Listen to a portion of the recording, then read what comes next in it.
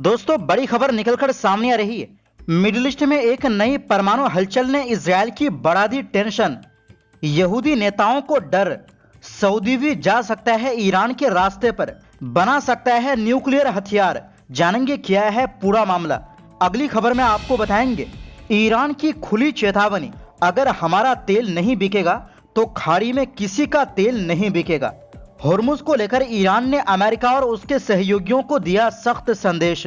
इसके अलावा आपको बताएंगे मस्जिद अल अक्सा में 5000 यहूदी घुसपैठ की तैयारी, क्या है मकसद। हमास ने मुसलमानों से कर दी अपील। तो बिना समय गवाए बात करते हैं खबरों की।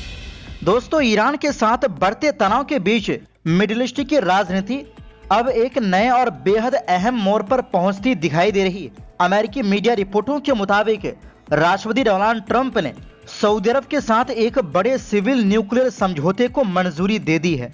इस डील के तहत सऊदी अरब को 30 साल का नागरिक परमाणु कार्यक्रम मिलेगा और भविष्य में यूरेनियम एनरिचमेंट की क्षमता भी दी जा सकती है।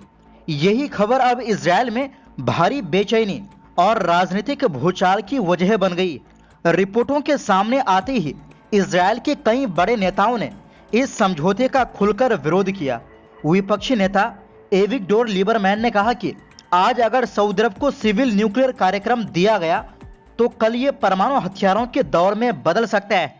उन्होंने चेतावनी दी कि इससे पूरे मिडिल ईस्ट में न्यूक्लियर आर्मर्स रेस शुरू होने का खतरा है और इजरायल को अमेरिकी कांग्रेस में इस समझौते का विरोध करना चाहिए। वहीं विपक्षी नेता याइर गोलान ने सीधे प्रधानमंत्री बेंजामिन नेतन्याहू पर निशाना साधते हुए कहा कि नेतन्याहू न सिर्फ सऊदी अरब के साथ रिश्ते सामान्य करने में नाकाम रहे, बल्कि अब उनकी नीतियों की वजह से सऊदी अरब के लिए परमाणु क्षमता हासिल करने का रास्ता भी खुल गया है। उन्होंने आरोप लगाया कि नेतन्याहू ने इजरायल को सैन्य और कूटनीतिक दोनों स्तर पर कमजोर कर दिया है। इजरायल के पूर्व रक्षा मंत्री बेनी गैंट्स ने भी इस डील को देश की सुरक्षा के लिए नुकसानदायक बताया। उनका कहना है कि नेतन्याहू सरकार बार बार ऐसे मौके गंवा रही है जिनसे मिडिल ईस्ट का भविष्य बदला जा सकता था। दरअसल इजरायल लंबे समय से चाहता था कि सऊदी अरब उसके साथ संबंध सामान्य करे, लेकिन सऊदी अरब ने हमेशा कहा कि फिलिस्तीन मुद्दे के समाधान के बिना वह ऐसा नहीं करेगा। अब अगर सऊदी अरब को अमेरिकी मदद से न्यूक्लियर तकनीक मिलती है तो इजरायल को डर है कि भविष्य में क्षेत्र का शक्ति संतुलन बदल सकता है। उधर इजरायल के राष्ट्रपति इसाक हर्जोग ने भी देश के अंदर बढ़ते राजनीतिक तनाव पर चिंता जताई है। उन्होंने कहा कि अक्टूबर में होने वाले चुनाव को लेकर देश में माहौल बेहद गर्म है और लोकतंत्र की रक्षा करना सभी की जिम्मेदारी है। उन्होंने लोगों से अपील की कि चुनाव को गृह युद्ध में ना बदलें, राजनीतिक विरोधियों को दुश्मन मत बनाइए।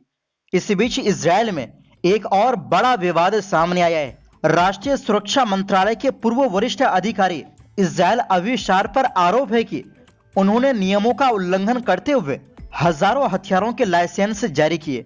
ये मामला तब का है जब 7 अक्टूबर 2023 के हमलों के बाद राष्ट्रीय सुरक्षा मंत्री इतामार बेन गवीर ने बड़ी संख्या में आम नागरिकों को हथियार लाइसेंस देने की नीति शुरू की थी। रिपोर्ट के मुताबिक उस दौरान लगभग 23,000 टेम्परेरी और 15,000 परमानेंट हथियार लाइसेंस नियमों के विपरीत जारी किए गए थे। अब इस मामले में धोखाधड़ी और विश्वासघात के आरोपों के तहत कार्रवाई की तैयारी की जा रही। कुल मिलाकर एक तरफ सऊदी अरब को अमेरिकी न्यूक्लियर डील ने इजरायल की चिंता बढ़ा दी है, तो दूसरी तरफ देश के अंदर चुनावी तनाव और हथियार लाइसेंस विवाद ने नेतन्याहू सरकार पर दबाव और भी बढ़ा दिया है। वहीं दूसरी ओर दोस्तों, ईरान और अमेरिका के बीच जारी तनाव अब दुनिया की तेल सप्लाई पर भी भारी पड़ सकता है। ईरान की संसद के अध्यक्ष और परमाणु वार्ता के प्रमुख वार्ताकार मोहम्मद बाकर गालिबाफ ने अमेरिका और उसके सहयोगियों को कड़ी चेतावनी देते हुए कहा है कि अगर ईरान अपना तेल नहीं बेच पाएगा तो पूरे खाड़ी क्षेत्र का कोई भी देश अपना तेल नहीं बेच पाएगा। गालिबाफ ने सोशल मीडिया प्लेटफॉर्म एक्स पर लिखा कि अब इस जंग का समीकरण बिल्कुल साफ है, या तो सबका तेल बिकेगा या फिर किसी का नहीं। उन्होंने कहा कि अगर ईरान की सुरक्षा की गारंटी नहीं होगी तो क्षेत्र का कोई भी महत्वपूर्ण इंफ्रास्ट्रक्चर सुरक्षित नहीं रहेगा।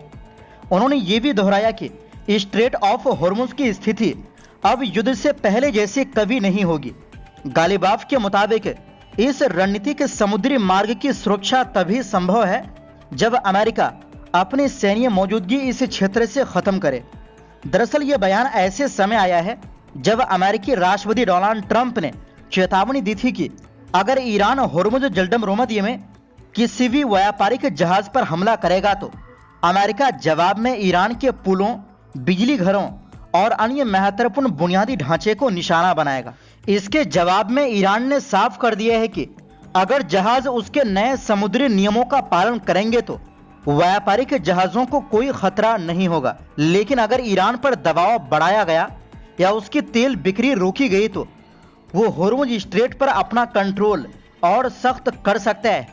गौरतलब है कि दुनिया के समुद्री रास्ते से होने वाले करीब 20% कच्चे तेल का कारोबार इसी हॉर्मुज जलडमरोमध्य से होकर गुजरता है।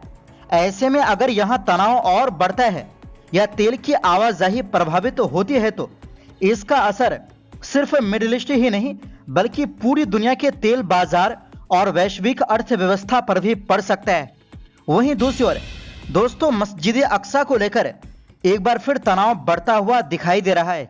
फिलिस्तीनी अधिकारियों ने चेतावनी दी है कि गुरुवार को यहूदी कट्टरपंथी संगठनों की ओर से अब तक का सबसे बड़ा धावा बोला जा सकता है। दावा किया जा रहा है कि इस बार करीब 5000 बसने वालों यानी यहूदी सेटलर्स को एक ही दिन में मस्जिद अक्सा के परिसर में लाने की तैयारी की गई। फिलिस्तीनी पक्ष का कहना है कि पिछले कुछ वर्षों में ऐसे घुसपैठों की संख्या लगातार बढ़ रही है।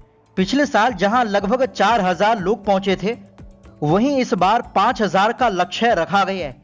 उनका आरोप है कि ये सिर्फ संख्या बढ़ाने की कोशिश नहीं बल्कि मस्जिद अक्सा में नई जमीनी हकीकत बनाने की योजना है। ये कार्रवाई यहूदी कैलेंडर के तिशा बा के मौके पर होने वाली है, जिसे कुछ यहूदी पहले और दूसरे मंदिर के विनाश की याद में मनाते हैं। हाल के वर्षों में इसी दिन मस्जिद अक्सा में बड़े पैमाने पर प्रवेश किए जाते रहे।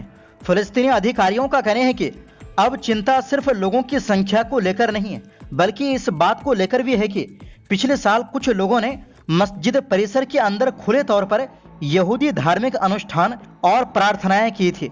वहीं इस साल जनवरी में इजरायली पुलिस ने पहली बार यहूदी प्रार्थना से जुड़े पर्चे अंदर ले जाने की भी अनुमति दी, जिसे फिलिस्तीनी पक्ष यथास्थिति यानी स्टेटस क्यू में बदलाव की दिशा में बड़ा कदम मान रहा है।